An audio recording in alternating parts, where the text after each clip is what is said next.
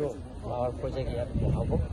ইয়াত এতিয়ালৈকে ফাইনেল হোৱা নাই, ছাৰ্ভে কৰিবৰ কাৰণে আৰম্ভ কৰিছে। ইয়াত 1 বছৰমান লাগিব ছাৰ্ভে। অসম চৰকাৰ PGCL আৰু কাৰ্বি অট'নমাছ কাউন্সিলৰ আলাপ আলোচনা কৰাৰ পিছত ইয়াত ফাইনেল ডিচিশ্যন লোৱা হ'ব। এতিয়া ফাইনেল ডিচিশ্যন হ'ব ইয়াত স্থানীয় ৰাইজে আৰু চাকৰি পাব। 5 বছৰলৈকে এইটো প্ৰজেক্টৰ কাম কৰি থাকে।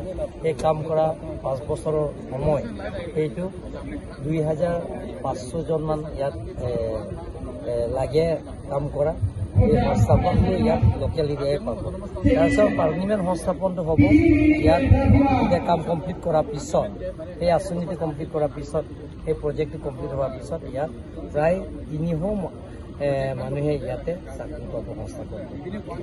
যিহেতু ইয়াতে প্ৰাকৃতিক সৌন্দৰ্যবোৰ ভৰপূৰ ইয়াতে প্ৰাকৃতিকটো নাযায়তো, ইয়াত ইমান মাটিটো নলয়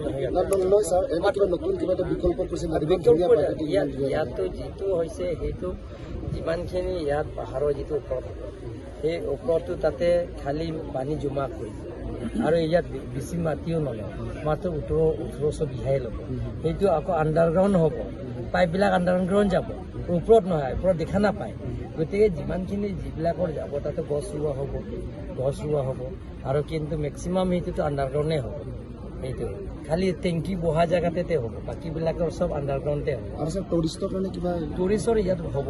টুৰিষ্টত ইয়াত যেতিয়া ইয়াত আঁচনিটো হোৱাৰ লগে লগে ইয়াত টুৰিষ্ট বহুতো আঁচনি আহিব, টুৰিষ্টৰ স্কিম আহিব, ৰাস্তা পদূলি হ'ব, গাঁৱবিলাক উন্নতি হ'ব, সংস্থাপন পাব আৰু বহুত সুবিধা পাব ইয়াত। ধাৰাপুঞ্জীটো PRF এইটো আমি কাৰ্বি আংলং অট'নমাছ কাউন্সিলৰ পৰা ডিচিশ্যন ল'ম। এইটো ফৰেষ্ট, লেণ্ড ৰেভিনিউ আৰু LP স্কুল, সেইটো কাৰ্বি আংলং অট'নমাছ কাউন্সিলৰ ইনহাৰ্জ ছাবজেক্ট। গতিকে আমি Karbi Anglong autonomous council decision যিটো ল'ব সেইটো আমি ইয়াত উঠাই দিব পাৰোঁ। প্ৰজেক্টটো কি নাম হ'ব?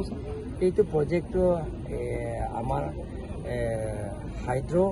Electric hydro power project. Sir survey কৰাৰ টাইমত যদি ডিষ্টাৰ্ব দিয়ে কি ধৰণৰ পদক্ষেপ ল'ব? যদি কোনোবা এজন দুজন যদি ব্যক্তি যদি কোনোবা ডিষ্টাৰ্ব দিয়ে তেনেহ'লে আমি আইনত ব্যৱস্থা ল'ব লাগিব।